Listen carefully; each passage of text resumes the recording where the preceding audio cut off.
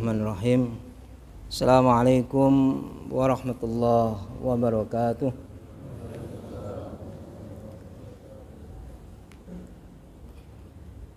Alhamdulillahilladzi anzala ni'amahu zahiratan wa batinah.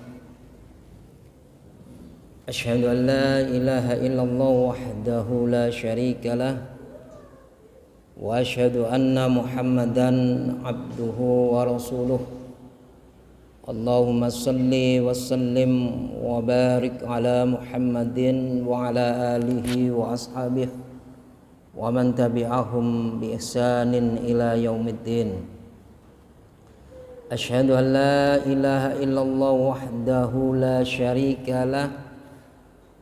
Wa asyhadu anna Muhammadan abduhu wa rasuluh la nabiyya ba'dah. Allahumma salli wa sallim wa barik ala Muhammadin wa ala alihi wa ashabihi wa man tabi'ahum bi ihsanin ila yaumiddin. Wa qala Allah ta'ala fi kitabihil karim, a'udzu billahi minasy syaithanir rajim, ya ayyuhalladzina amanu taqullaha haqqa tuqatih wa la tamutunna illa wa antum muslimun. Wa qala Allah ta'ala aidan,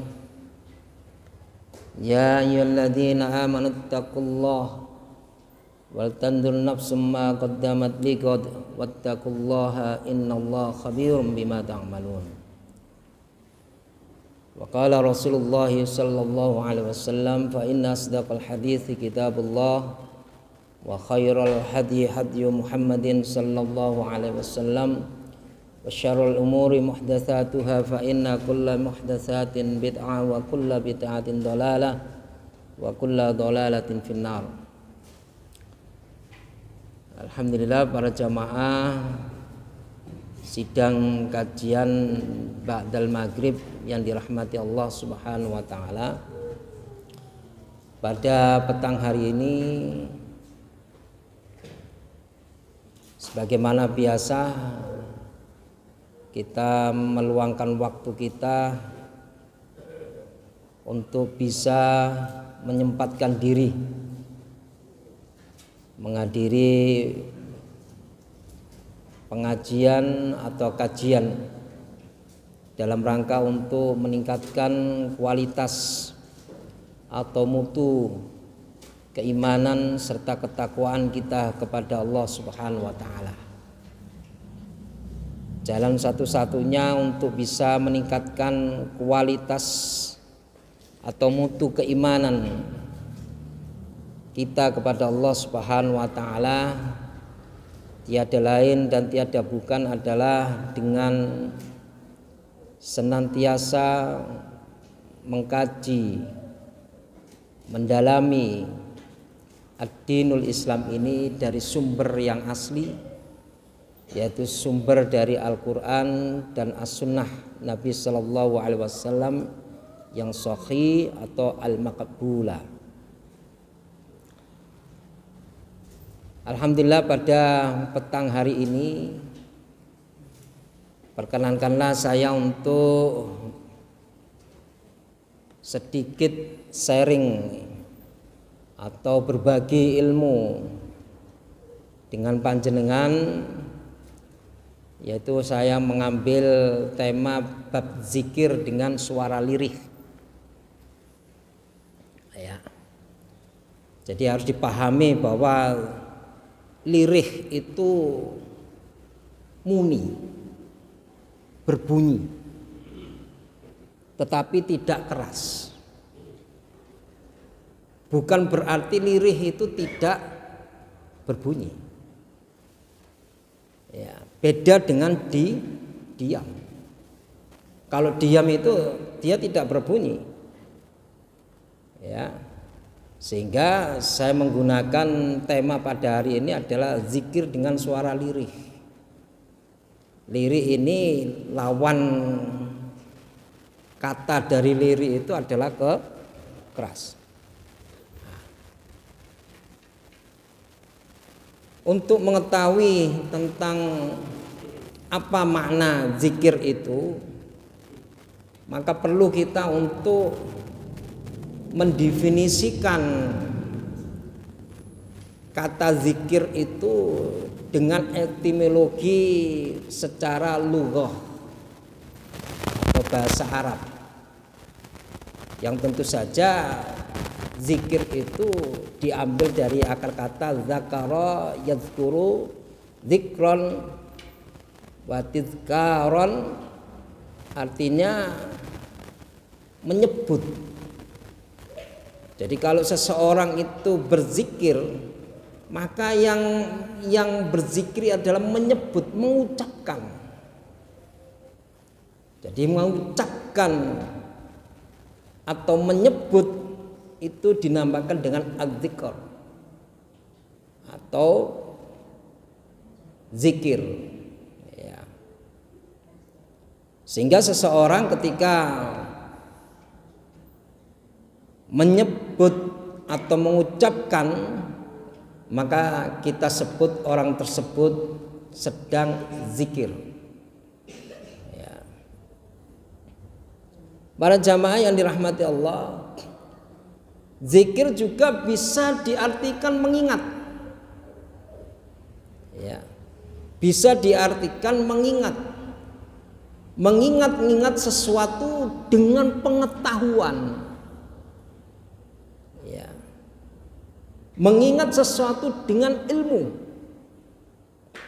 mengingat sesuatu dengan nas. Jadi kalau kita berbicara masalah zikir, maka ini sudah masuk wilayah ibadah. Wilayah ibadah itu selalu, sebagaimana beberapa waktu yang lalu saya sampaikan, adalah sesuatu yang disandarkan maja'a anin nabi sallallahu alaihi wasallam min qaulin au fi'alin au takririn. Karena ini adalah wilayah ubudiyah, wilayah ibadah, maka menyandarkan ibadah ini adalah kepada Nabi Shallallahu Alaihi Wasallam, baik dalam ucapannya, kaulinnya, au fi'linnya, atau perbuatannya, atau takririnnya, atau sesuatu yang Nabi Shallallahu Alaihi Wasallam mendiamkan, dan diamnya Nabi Shallallahu Alaihi Wasallam melihat amalia sahabat Nabi Shallallahu Alaihi Wasallam tidak melarang, maka itu adalah pertanda takrir atau setuju. Jadi takrirnya Nabi Shallallahu Alaihi Wasallam itu adalah menunjukkan setujunya Nabi Shallallahu Alaihi Wasallam. Jadi dia tidak melarang dan juga tidak memerintah. Itu dinamakan takrir. Para jamaah yang dirahmati Allah Subhanahu wa taala. Kemudian makna zikir ini selain dia mempunyai makna mengucapkan, kemudian menyebut atau mengingat, maka zikir ini oleh sebagian para ulama dibagi menjadi dua zikir, ya.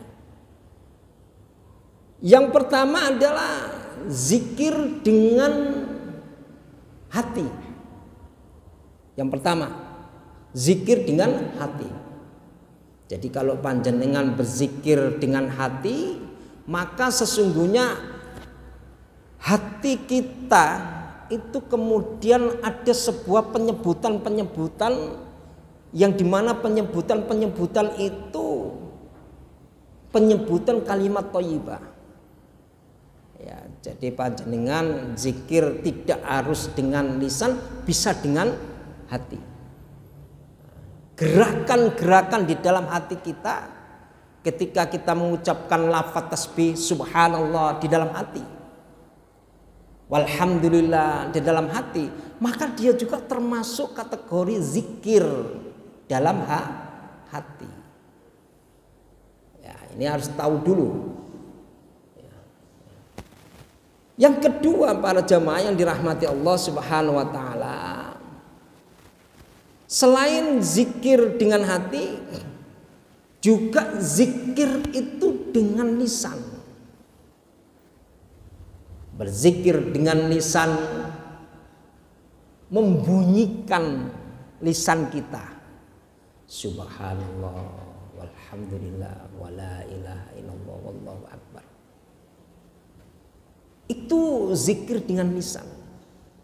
Artinya lisan kita ini berucap, menggerakkan lisan kita untuk menyebut asma Allah Subhanahu wa taala, untuk menyebut keagungan Allah Subhanahu wa taala itu dengan menggerakkan lisan kita. Ya. Sebagaimana kita ketika melaksanakan sholat, itu zikir kita itu hati dan juga lisan kita. Ya. Hatinya itu adalah menata niat. Karena niat ini fi mahalil qalbi. Niat itu kedudukannya itu ada di dalam hati. Dan itu juga masuk kategori zikir. Lalu kemudian kita melanjutkan dengan membaca surah Al-Fatihah ketika kita melaksanakan sholat berjamaah. Maka ketika kita membunyikan surah Al-Fatihah, maka itu juga masuk kategori zikir dengan lisan. Dibunyikan. Kemudian ketika kita mengangkat tangan setelah kita ruku, sami Allahu liman hamidah, makmum kemudian menjawab sebagaimana di dalam nas Nabi sallallahu alaihi wasallam dengan membunyikan Rabbana walakal hamdu hamdan katsiran thayyiban mubarakan fih. Zikir. Jadi harus kita bisa membedakan para jamaah bahwa zikir ini dengan lisan dan hati ketika itu dituntut untuk membunyikan, maka sesungguhnya kita dituntut untuk menjaharkan zikir itu. Ya. Para jamaah yang dirahmati Allah Subhanahu wa taala. Ya. Juga ada jenis zikir dari lupa. Ada istilah namanya zikrul ghafilin. Zikirnya orang-orang yang lupa. Ini kami ambil di dalam, ya, bisa diambil sebagai dasarnya di dalam Quran surah Al-Kahfi. Ya, surah Al-Kahfi surah 18 ayat 63. Di sana Allah Subhanahu wa taala berfirman, fa inni nasitul huta wa ma ansaniyathu illa syaitanu an azkurah. Ya. Yang artinya ma'asyiral muslimin, maka sesungguhnya aku lupa menceritakan tentang ikan itu dan tidak ada yang melupakan aku untuk menceritakannya kecuali syaitan. Ini peristiwa ketika Nabi Musa alaihissalatu wassalam akan menjumpai Nabi Khidir alaihissalam. Nabi Musa alaihissalatu wassalam pada waktu itu dengan menggunakan perahu, kemudian ikan yang tadinya dijadikan sebagai makanan, sebagai bekal di jalan, tiba-tiba ikan yang dibawa oleh Nabi Musa dan nelayannya pada waktu itu, tiba-tiba ikannya itu loncat ke air. Maka ini sebagai satu isyarat dari Allah Subhanahu wa taala bahwa saat loncatnya ikan itu di air itu, yang pertama kali dasar dia loncatnya ikan itu, maka itu sebagai titik di mana Nabi Musa alaihissalatu wassalam untuk menjadikan arah penunjuk jalan bertemu dengan Nabi Khidir alaihissalatu wassalam.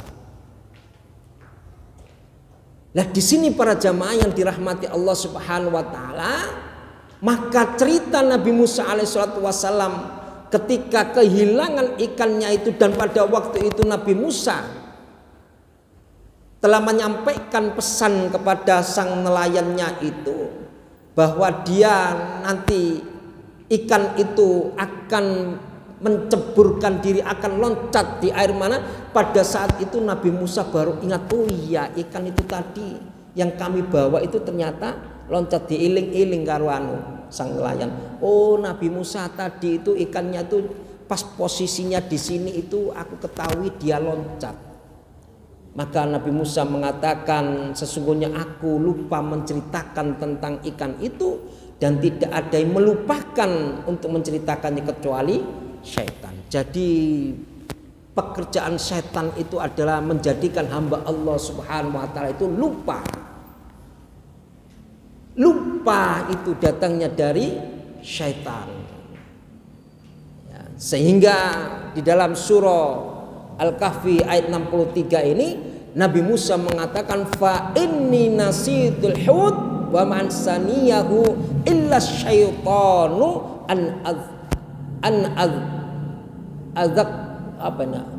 adzakurahu. Ya.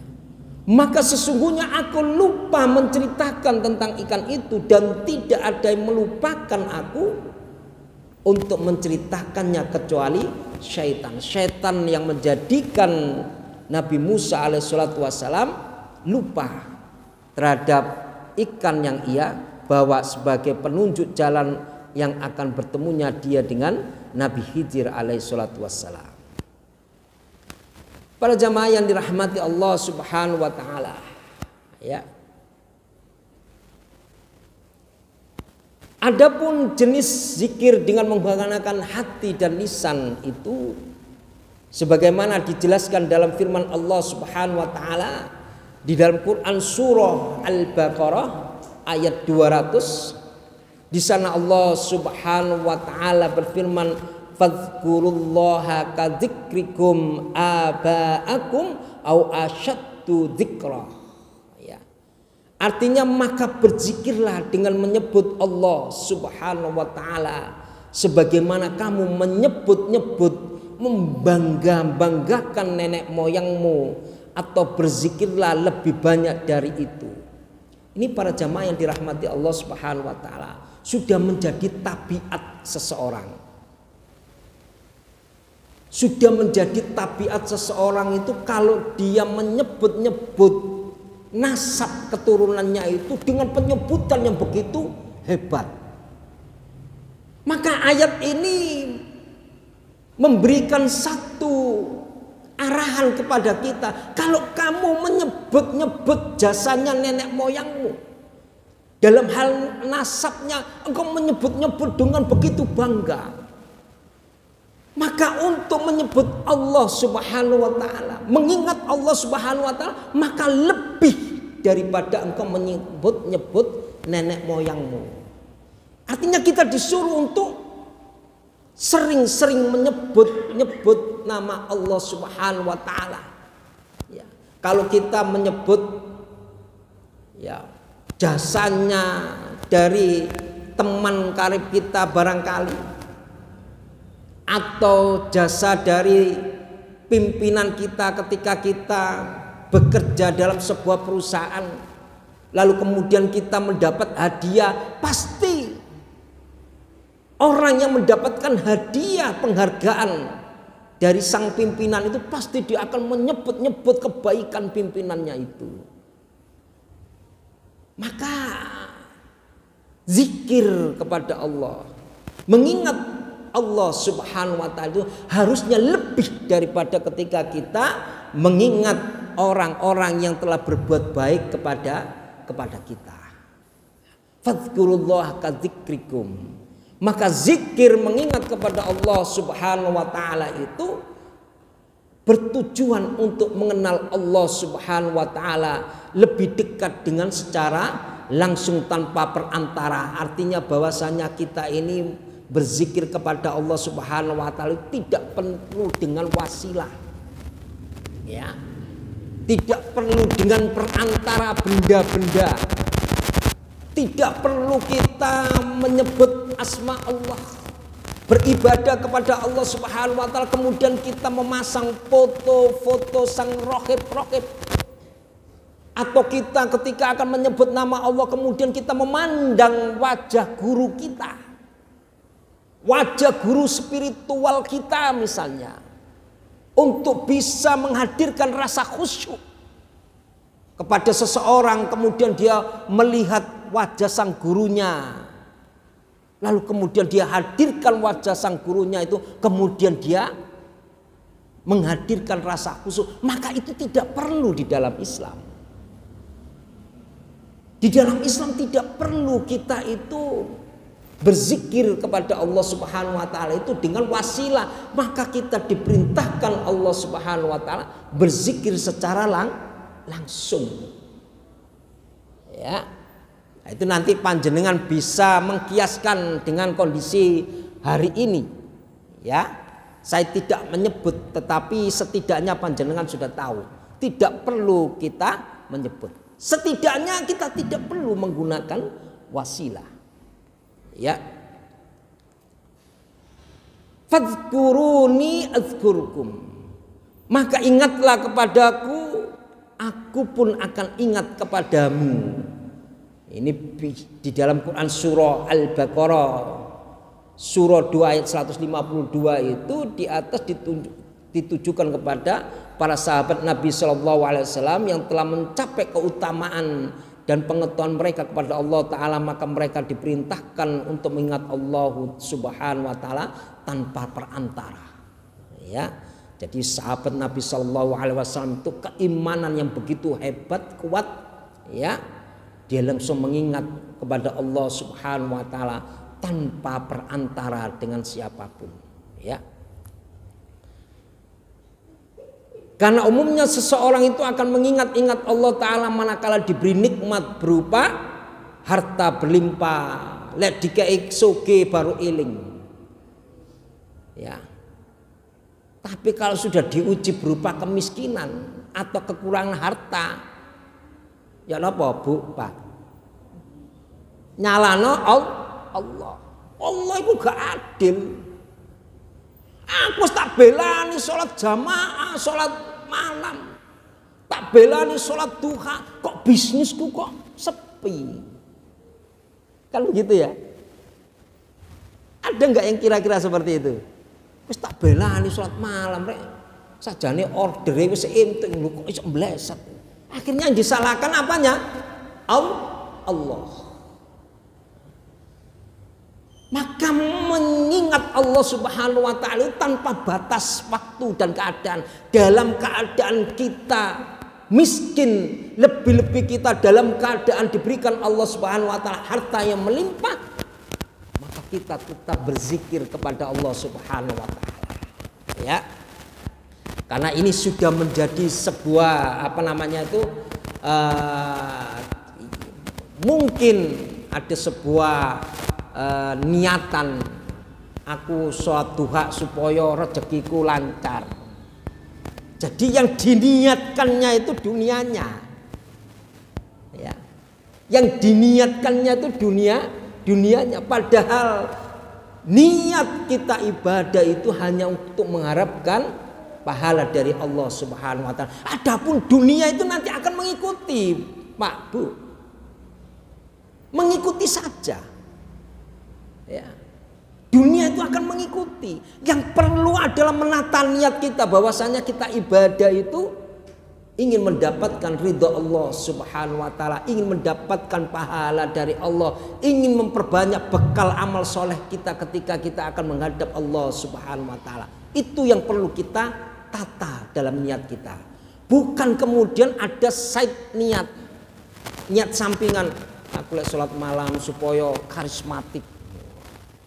Aku lek sholat duha supaya bisnisku lancar. Itu nomor 1000. Itu akan otomatis Allah Ta'ala akan memberikan kemudahan-kemudahan. Tapi yang ditata niat kita adalah beribadah, ingat kepada Allah, itu adalah untuk mengharapkan pahala dari sisi Allah Subhanahu wa Ta'ala. Para jamaah yang dirahmati Allah Subhanahu wa Ta'ala, ya, surah Al-Baqarah tadi itu juga para jamaah yang dirahmati Allah, ini juga berkaitan dengan Uzkuru ni'mati, ini juga berkaitan dengan kisah Bani Israel. Ketika Bani Israel itu tersesat dalam padang Sahara, Bani Israel itu muter-muter gak ketemu dalan. Dikisahkan dalam sebuah tafsir Ibnu Katsir itu karena apa? Karena Bani Israel itu menentang dakwah dan termasuk kaum yang keras kepala terhadap nasihat Nabi Musa alaihissalatu wassalam. Lalu kemudian ayat ini mengingatkan kepada Bani Israel, ingatlah kepada nikmatku. Karena apa? Karena Bani Israel itu seluruh para nabi dan rasul itu diturunkan oleh Allah Subhanahu wa Ta'ala dari bangsa Bani Israel. Dan nabi dan rasul yang diturunkan Allah Ta'ala dari bangsa Israel ini adalah sebuah nikmat yang agung. Tapi kemudian Nabi Musa alaihissalatu wassalam yang mendampingi Bani Israel pada waktu itu sering diingkari. Sehingga Allah Ta'ala memberikan satu ujian kepada Nabi Musa dan kaumnya itu tersesat di padang Sahara. Dan kemudian terjadi kelaparan. Dan saat kelaparan itu Nabi Musa diminta oleh Bani Israel untuk meminta kepada Allah Subhanahu wa Ta'ala berupa makanan yang dikenal dengan nama makanan manna wassalwa. Manna itu diartikan yaitu roti yang turun langsung dari langit. Salwa itu digambarkan dalam tafsirnya itu adalah burung puyuh yang dagingnya itu gurih. Itu didatangkan oleh Allah Subhanahu wa Ta'ala. Wahai Musa, mintalah engkau kepada Allah karena kami sudah sekian hari kelaparan. Mintalah kepada Allah. Lalu Nabi Musa mengangkat tangannya dan kemudian Allah Ta'ala menurunkan manna itu langsung dari langit. Dan Bani Israel pada waktu itu melihat kejadian itu. Makanan begitu turun dari langit, burung puyuh, ya, itu turun dari langit. Lalu kemudian begitu Allah Ta'ala memberikan nikmat kepada Bani Israel ini, ternyata Bani Israel masih tetap menjadi umat Nabi Musa alaihissalatu wassalam yang tidak mau mematuhi dari perintah dakwah Nabi Sallallahu Alaihi Wasallam, Nabi Musa alaihissalatu wassalam. Lalu Nabi Musa disampaikan oleh kaumnya itu, wahai Nabi Musa, aku sudah jenuh, bosan dengan makanan manna wasalwa, maka mintalah untuk datangkanlah kepada kami kacang-kacangan dan segalanya itu yang kemudian disebut dalam sebuah ayat Allah Subhanahu wa Ta'ala, ya. Nah, ini kemudian diabadikan oleh Allah Subhanahu wa Ta'ala. Para jamaah yang dirahmati Allah Subhanahu wa Ta'ala. Kemudian yang kedua, perintah memperbanyak zikir. Di dalam Quran surah Al-Ahzab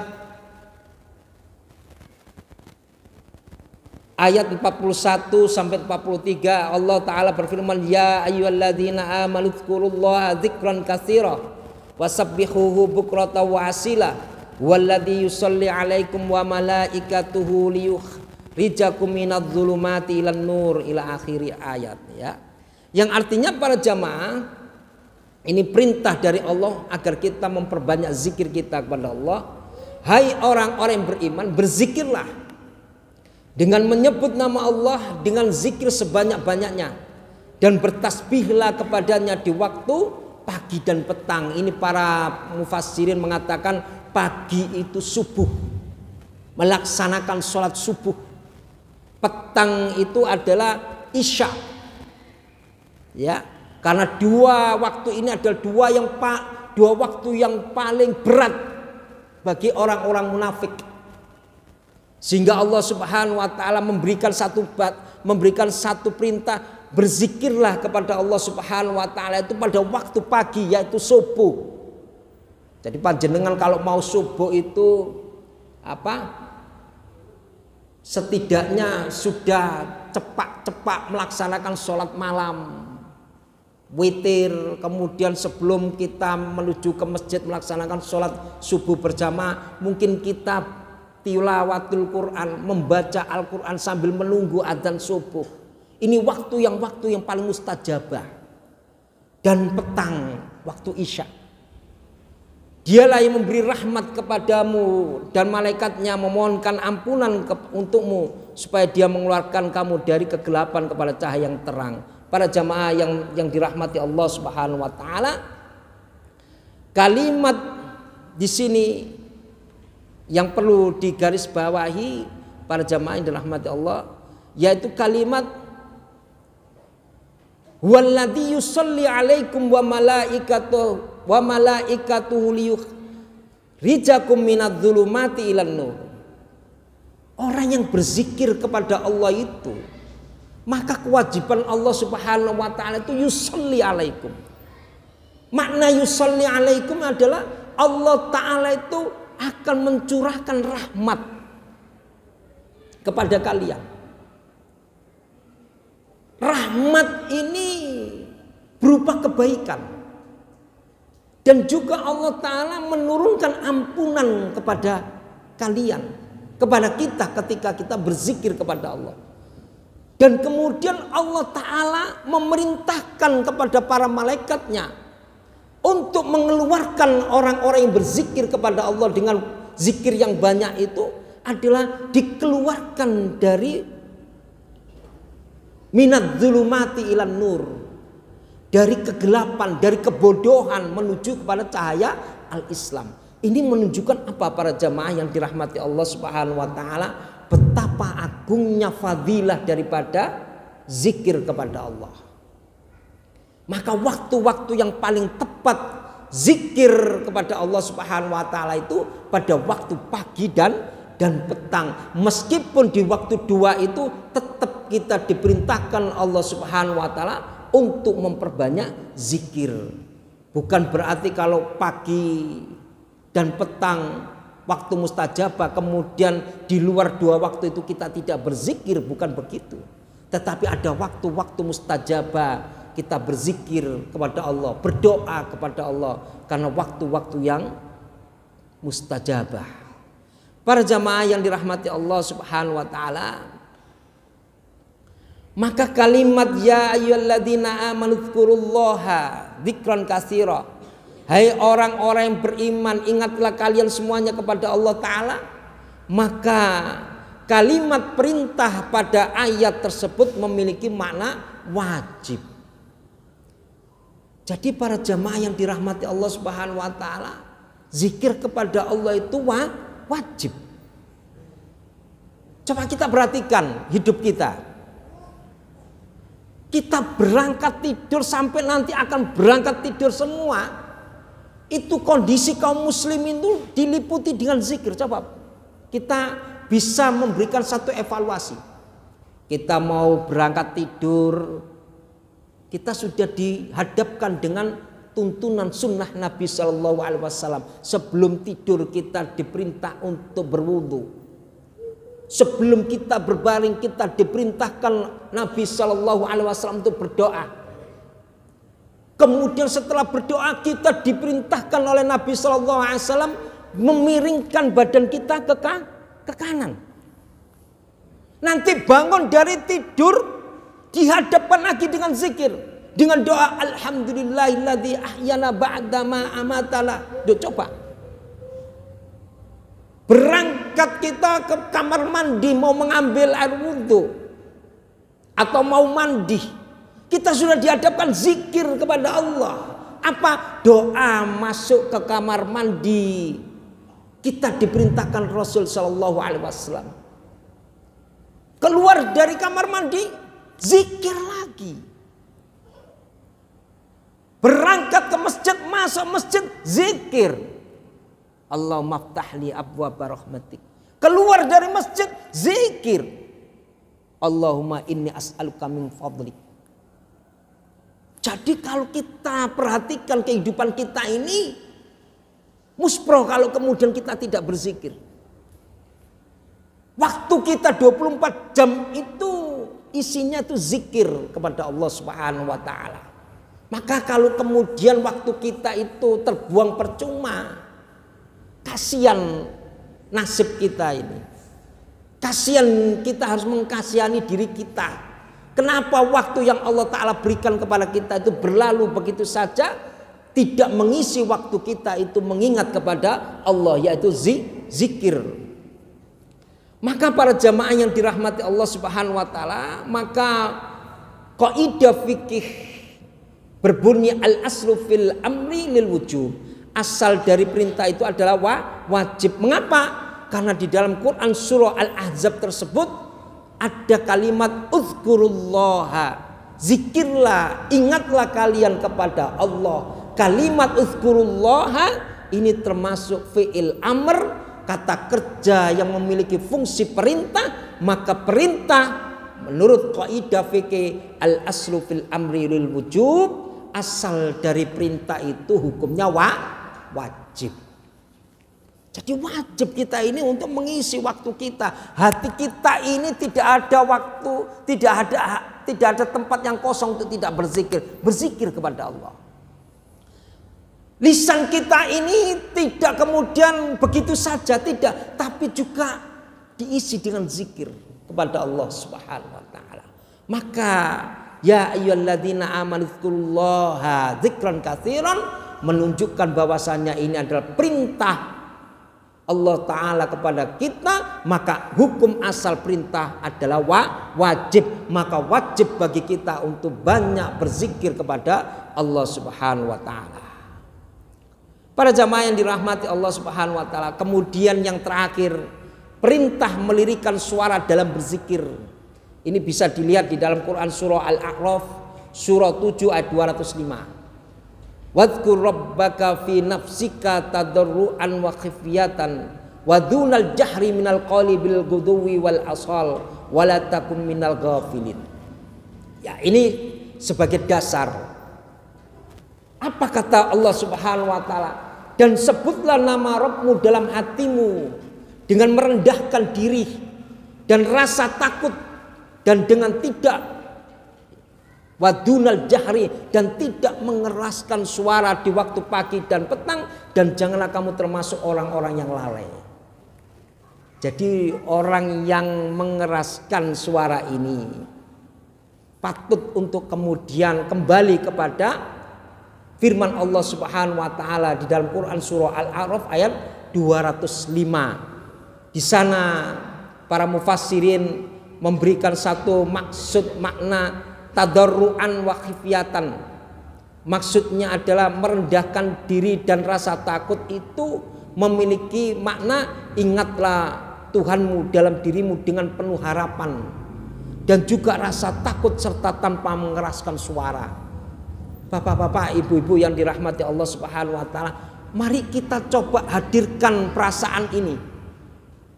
Ketika kita meminta ampun kepada Allah, hadirkan perasaan takut dari apa perbuatan dosa yang kita lakukan. Karena perbuatan dosa itu akan mendatangkan amarah Allah. Karena perbuatan dosa yang kita lakukan itu akan mendapatkan azab Allah. Maka hadirkan ketika kita berdoa kepada Allah itu, hadirkan dengan perasaan takut. Ya Allah, saya tadi telah melakukan perbuatan dosa. Saya tadi telah melakukan perbuatan dosa. Jika Engkau tidak mengampuni dosa-dosaku, maka sungguh aku termasuk dari golongan orang-orang yang celaka. Ini menunjukkan apa? Menghadirkan rasa takut. Jadi bapak-bapak, ibu-ibu yang dirahmati Allah Subhanahu wa taala, mari kita melatih. Ketika kita berdoa kepada Allah itu tidak begitu saja, tapi hadirkan perasaan-perasaan takut, perasaan-perasaan harapan-harapan, perasaan cemas. Jangan-jangan ibadahku seharian ini, sholatku, puasaku tidak diterima oleh Allah Subhanahu wa ta'ala. Maka disitulah kita merintih kepada Allah. Ya Allah, tolong ya Allah, terimalah. Allahumma taqabbal minna innaka antas samiul alim. Kita minta kepada Allah, ya Allah, tolong ya Allah, sholatku, puasaku yang aku lakukan seharian ini, tolong Engkau terima ya Allah. Itu ada perasaan cemas. Jangan sampai ibadah kita itu tidak diterima oleh Allah Subhanahu wa ta'ala. Maka disinilah termasuk tadarruan wa khifyatan itu berjalan, yaitu memenuhi harapan dan juga rasa takut serta tidak mengeraskan suara. Para jamaah yang dirahmati Allah Subhanahu wa ta'ala. Kemudian kalimat wadunal jahri minal qawli, dan dengan tidak mengeraskan suara maksudnya adalah demikian itulah zikir yang disunahkan, bukan dengan suara, dengan seruan dan suara keras. Ya, ini kejadian para jamaah ketika para sahabat bertanya kepada Nabi sallallahu alaihi wasallam, "Ya Rasulullah, apakah Allah Ta'ala Rabb kita itu cukup dekat atau jauh sehingga kita perlu menyerunya dengan suara keras?" Dan ini terjadi pada masa Nabi.